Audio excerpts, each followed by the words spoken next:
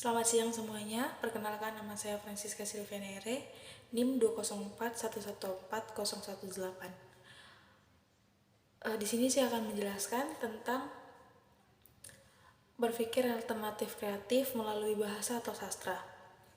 Seperti yang kita ketahui, bahasa sendiri merupakan salah satu komponen penting dalam kehidupan kita.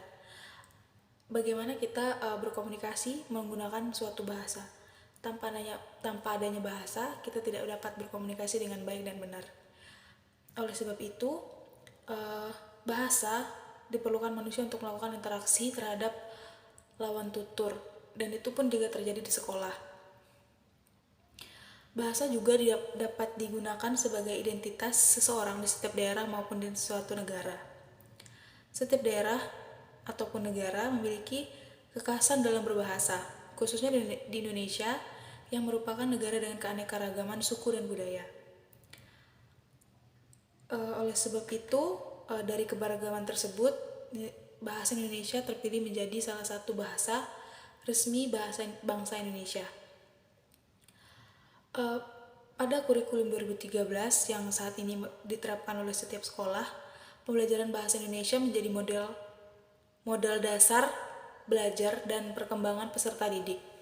Mata pelajaran bahasa Indonesia secara umum bertujuan agar peserta didik mampu mendengar, membaca, memeriksa, berbicara, dan menulis. Secara umumnya, bahasa sangat mempengaruhi intelektual, emosional, dan sosial pada peserta didik. Bahasa menjadi penunjang keberhasilan peserta didik dalam mempelajari semua bidang studi, seperti ilmu pengetahuan alam, ilmu pengetahuan sosial, matematika, sejarah, dan lain sebagainya. Pembelajaran bahasa diharapkan mampu membantu peserta didik dalam mengenal dirinya, budayanya, dan budaya orang lain. Selain itu, pembelajaran bahasa dapat membekali peserta didik untuk mampu menyampaikan gagasan, perasaan dengan disertai kemampuan analitif dan imajinatif yang ada dalam dirinya, seperti mengeksplor diri sendiri. Kompetisi dasar yang dikembangkan dalam pembelajaran bahasa Indonesia terdiri dari 3 hal yang saling berhubungan dan saling mendukung. Ketiga hal tersebut ialah, yang pertama adalah bahasa, pengetahuan tentang bahasa Indonesia itu sendiri. Yang kedua, sastra, bagaimana cara kita memahami, mengapresiasi, menanggapi, menganalisis, dan menciptakan suatu karya. Yang ketiga adalah literasi, memperluas kompetensi berbahasa Indonesia, khususnya berkaitan dengan membaca dan menulis. Sekian yang dapat saya sampaikan.